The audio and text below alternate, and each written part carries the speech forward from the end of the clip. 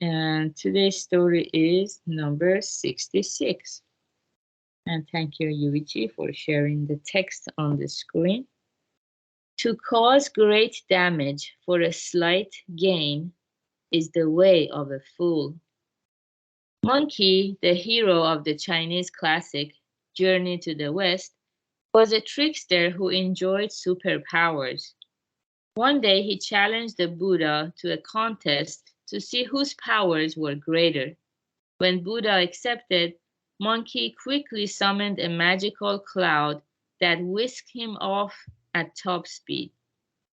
He returned after flying a vast distance and said with a swagger, "There, see what I can do?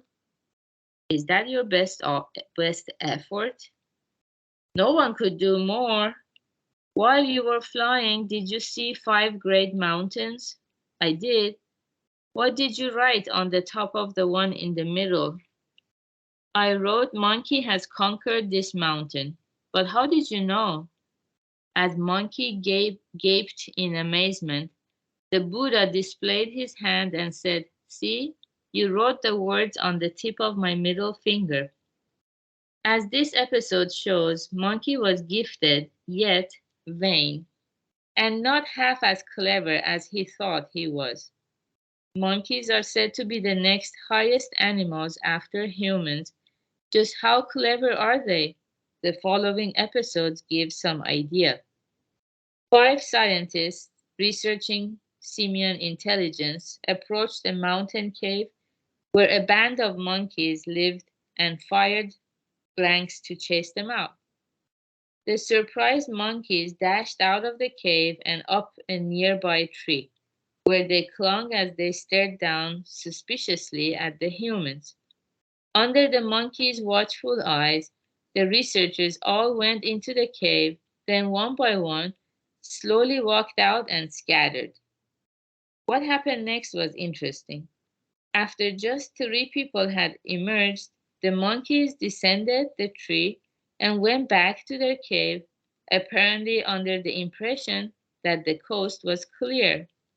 On seeing the others, they were thunderstruck and fled back to the safety of the treetop.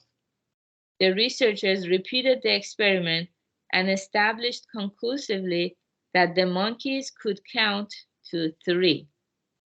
At night, these same monkeys would go out in a band to steal radishes and burdock from nearby fields. When they pulled up one vegetable, they would hold it carefully in their arms, but every time they pulled up another one, they would drop the one they already had. When, after working steadily all night, they went home at dawn, each monkey would be carrying under its arm only one vegetable, the last one it had pulled up. For all the damage they did to the fields, the benefit they gained was minimal. To cause great damage for a slight gain is the way of a fool. National and tribal leaders around the world who, lacking perspective, respond to violence with violence, show no more wisdom than a pack of monkeys. Wow. Okay. Yeah, it's especially when we hear about the news of the war. In Buddhism, every single human life is infinitely precious. So to take that human life in exchange for a little bit of land or some other goodies is not wise. And yeah, if leaders they could cultivate wisdom and practice patience so that they could sit down at the negotiation table and with compassion and what is good for their citizen. If both parties were able to do that, then yeah, we could have a better world right now than what we experience or what we hear about. So vanity and the conceit, yeah, that Yuichi recently talked about in the meetup, and prideful mind that makes us think we are invincible, we are better than others. That's very dangerous mindset.